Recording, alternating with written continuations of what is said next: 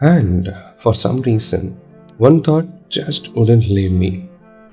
Why would someone risk everything for something so uncertain? A daily wage worker losing his entire day's earning in minutes. Someone going into debt knowing they probably lose again. People destroying their lives for what? For a chance. At first, it felt like a modern problem: addiction, desperation, bad decisions. But the more I looked into it, the more uncomfortable it became. Because this isn't new, this is ancient. Long before casinos, long before apps, humans were already gambling.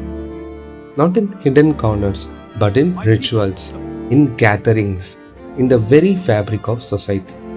And in India, it goes deeper than we think. The earliest Indian texts talk about dice, not plastic dice, but nuts from a tree rolled on the ground. And one of the oldest voices we hear is not of celebration, it's of regret. A man who lost everything: his wealth, his peace, his dignity, and still he couldn't stop. We didn't discover gambling addiction recently. We documented it thousands of years ago. Then comes the story we all know from the Mahabharata. A king, wise, respected, righteous, and yet he sits down for a game of dice. He knows it is wrong, he knows it is dangerous, but he plays, and one by one he loses everything: his kingdom, his brothers, himself, even his wife. This wasn't just a story, it was a warning. But here is the part that truly stayed with me. In ancient India, even time itself was described using gambling. The four Yugas we know, Krita, Treta, Dwapara, and Kali, they weren't just cosmic phases, they were also dice values. Think about that. The way we describe the cycle of the universe might have come from a game of chance. Which means to the people back then, life itself was seen like a gamble.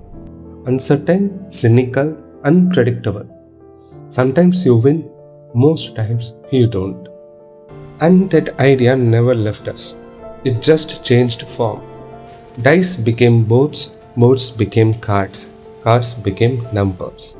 In villages, a simple game like Adupuliyatam turns into a wager. In homes, festivals like Diwali turns cards into rituals.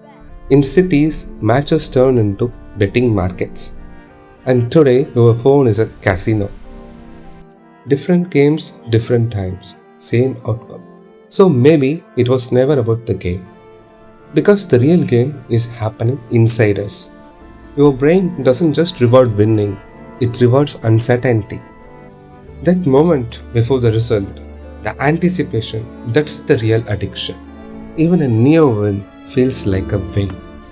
So you try again, and again, and again. That's why a man can lose his entire day's wage and still believe one more time.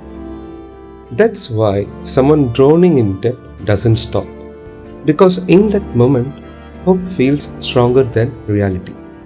And in India, we didn't isolate gambling, we absorbed it into stories, into festivals, into everyday life. We didn't hide it, we lived with it.